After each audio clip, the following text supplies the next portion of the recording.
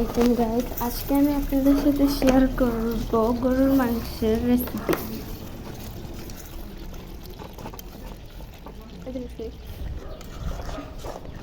তার জন্য এখানে আমি প্রথমে আলুগুলোকে লাল লাল করে ভেজে নিব।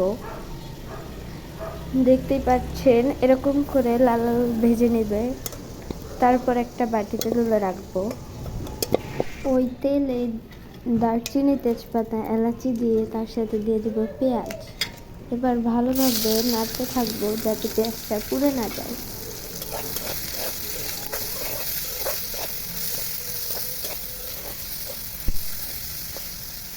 যখন পেঁয়াজটা এরকম লাল লাল হয়ে যাবে তখন এখানে আমি আদা বাটা নিয়ে দিয়েছি।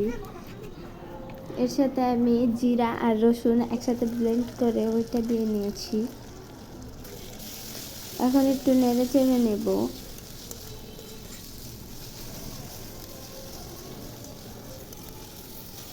তারপরে দিয়ে দিয়েছি স্বাদ মতো লবণ, সাথে আরও 2-3টা কাঁচামরিচ। এবার এগুলোকে নাড়তে থাকবো। যখনই এরকম রং হয়ে যাবে তখন দিয়ে দিয়েছি হলুদের গুঁড়া,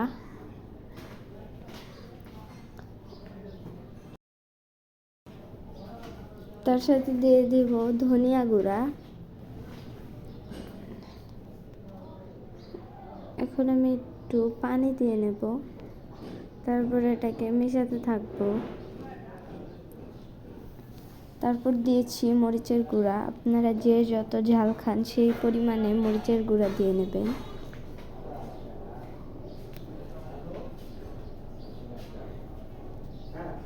তারপরে পানি দিয়ে নেব। এখন ভালোভাবে মিশিয়ে নেব।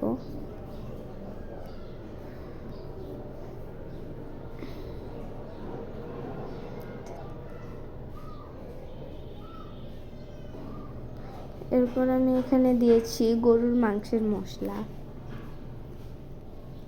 যাতে এটার থেকে সুন্দর একটা স্মেল আসে। এটাকেও আমি নেড়ে চেড়ে নেব যাতে পেঁয়াজের সাথে ভালোভাবে মিশে যায়। আমি এখানে আরেকটু পানি দিয়ে নিয়েছি।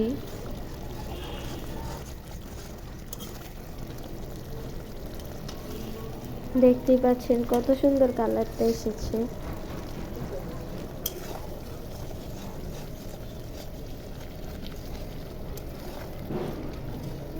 এখন আমি গরুর মাংস দিয়ে দেব। মাংসগুলো আমি আমার পছন্দ মতো সাইজে কেটে নিয়েছি।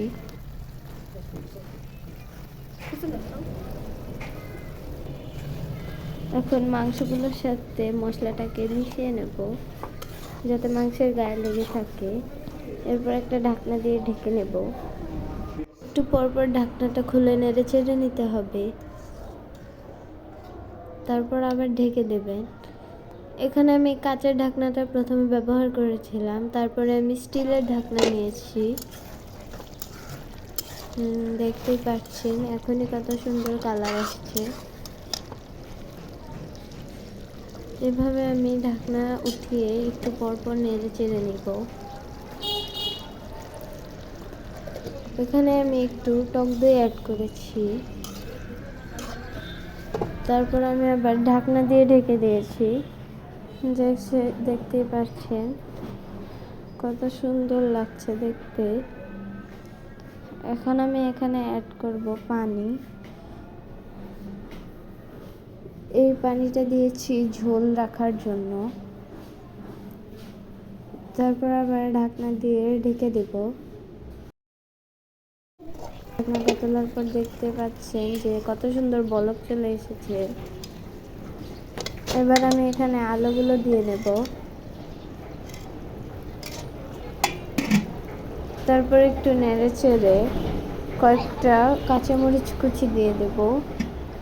তারপর আবার ঢাকনা দিয়ে ঢেকে রাখবো। কিছুক্ষণ পরে আমি ঢাকনা খুলে একটু নেড়ে চেড়ে নিয়েছি যাতে এটা কড়াইয়ের সাথে লেগে না যায়।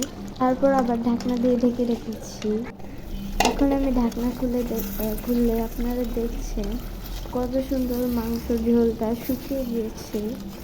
এখন দেখতে কত সুন্দর লাগছে। এভাবে খুব সহজেই আপনারা গরুর মাংস রান্না করতে পারবেন।